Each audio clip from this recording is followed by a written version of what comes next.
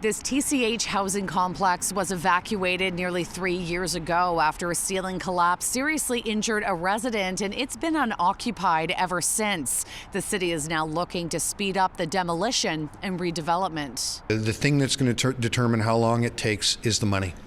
It's as simple as that.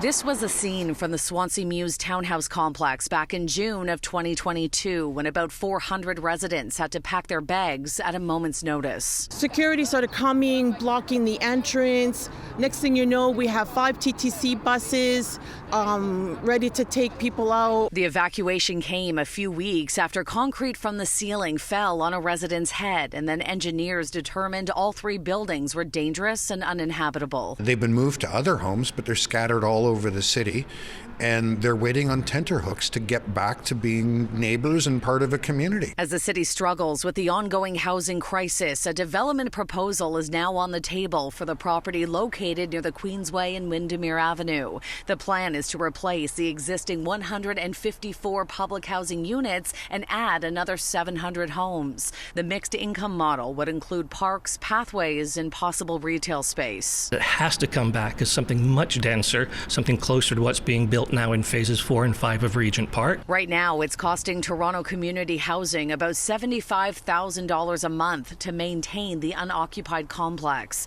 The chair of the city's Planning and Housing Committee admits the project has taken time to get off the ground. For anyone who's never dealt with the federal government's funding rules, they are very persnickety. And because we had to condemn the building because of construction faults, it's no longer eligible for the repair money. So we had to go back to square one and start all over again. The city is forging ahead with the planning process and is pushing to waive fees for demolition permit applications, but funding remains the biggest hurdle. At the end of this month, our Prime Minister is either going to be Mark Carney or Pierre Poilievre.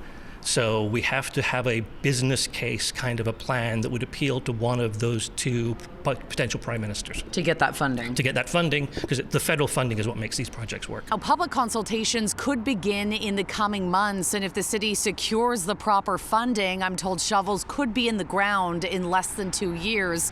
And once construction is complete, displaced residents will have the option to return. Shauna Hunt, City News.